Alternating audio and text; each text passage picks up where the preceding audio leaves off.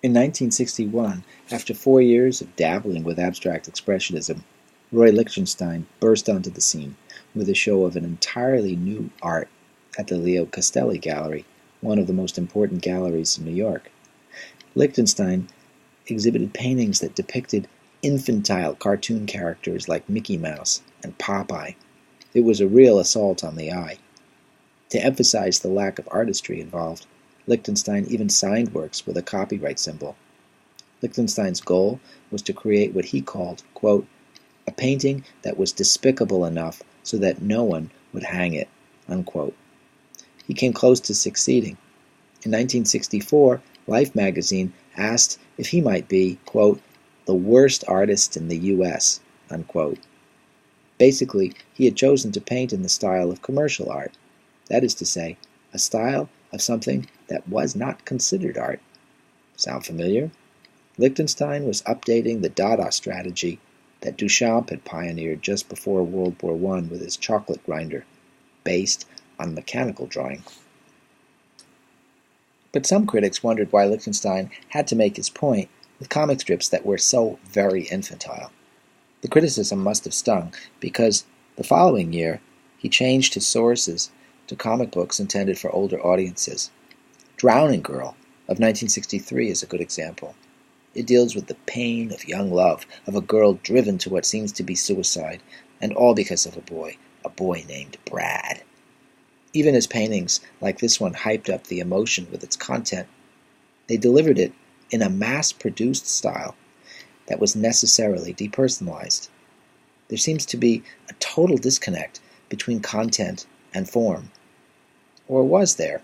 Maybe the comic books were all just about hackneyed cliché stories anyway, as bloodless and as impersonal as the style. What Lichtenstein suggests was how comics manipulated mere signs of emotion, codes that stood for emotion, without actually engaging in any of it. In this sense, Lichtenstein's work was deeply ironic, pointing out the empty sentimentalism of mass culture in general. People see Lichtenstein's work as artless, and he wanted it that way. But there's more art there than first meets the eye. Just compare Drowning Girl with its source. Not only did Lichtenstein streamline the text so it wasn't part of a particular storyline anymore, he got rid of a line she says about having a cramp, but he also increased the details in the waves. After all, the original was pretty small, but his painting was big, about 5.5 feet square. And the tiny design needed more activity in it to keep you interested in it at a larger scale. In other words, Lichtenstein actually did make some aesthetic decisions here.